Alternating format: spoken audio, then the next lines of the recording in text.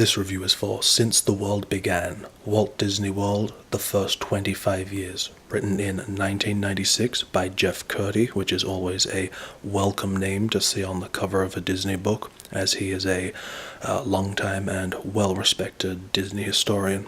So the number of books that have been published over the years on the Disney parks is insane. And so it can be really challenging to figure out which are the best ones to invest your time in. And so even just focusing on Walt Disney World, there have been so many of these what are called souvenir books, which are books that are sold exclusively at the parks. And they're not just little crappy mementos designed to waste your money. They're actually really nice. In fact, it's kind of strange how few bad books there are, official or otherwise, on the Disney parks. But these souvenir books are really challenging to sort of keep track of, because there's no like rhyme or reason to the way they're named. They're all sort of randomly named, and like even there's for Walt Disney World a 10th, 15th and 20th anniversary book, and they don't really have anything to do with this 25th edition. Like, it's not like this is an updated edition or anything. They're also like completely separate, and then there are other ones that usually have like the term magical or anniversary somewhere in the title, and there's no getting around the fact that they are absolutely PR pieces, which doesn't mean they're bad. It just means that you need to keep in mind they are designed to promote the park and company. And so once you have more than a few of these or any other sort of non-fiction Disney books, you start to hear the same information, same stories, see a lot of the same pictures. And I don't think that this book, Since the World Began, is an exception to that. In fact, sometimes it really does feel like you're reading the back of a brochure. But I really wanted to share it because I think of all those books, this one is actually the best. Probably in large part due to the fact that it's the most text-heavy. And in fact, as far as I'm aware, it is, to date, still the only official Disney book that sort of covers the history of Walt Disney World as a whole, which is kind of weird. In his introduction, Jeff Curdy refers to this book as not being a complete book on Walt Disney World, but a comprehensive one. And I think that's a very fair assessment, considering how this book is a lot more slender than I think people today would expect from a Disney book. But despite that, the range of areas it covers is really phenomenal, to the point of being, wow, I can't believe they included a page to that. That's really cool. But then, of course, the problem with trying to cover so much stuff over such a small amount of space is that nothing really gets a detailed look. But that's the great thing about there being so many books on the Disney parks, is that there's almost certainly a book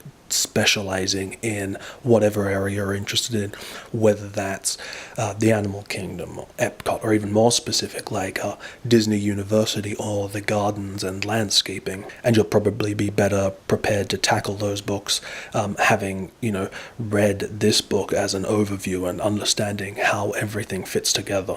So really the only negative thing I have to say about the book, except for the fact that it sometimes tends to feel a bit like a puff piece more than a thorough examination of the history and development, is the fact that it has a very rigid page layout, where 2/3 of the page is dedicated to the body text, and then 1/3 of the page is dedicated to pictures or captions, but it doesn't always make use of this space, which means there's probably a bit too much blank white space than I would like to see. So in terms of who I think this book is for, it really breaks down into sort of 4 groups. The first two are kind of very obvious. First of all, if you're the sort of Disney fanatic who needs everything Disney, then obviously.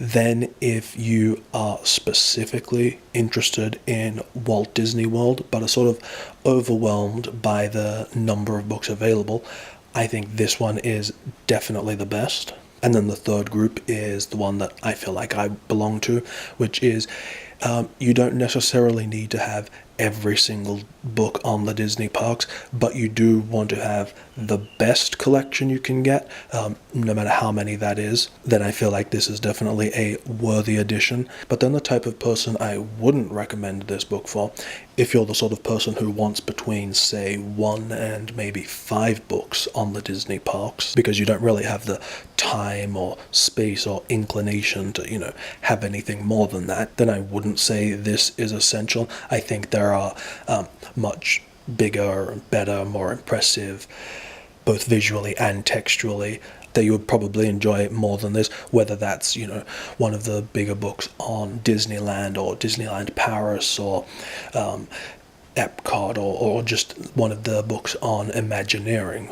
And also it is worth considering that this book was published in 1996, which means that, now it's over 20 years old, which means that it only covers half of Walt Disney World's history. But I actually really like a lot of these older books, and like that they sort of each decade publish so many books on the Disney parks, because it is constantly evolving and changing. It's really cool to see how different areas of the parks looked at certain points in history.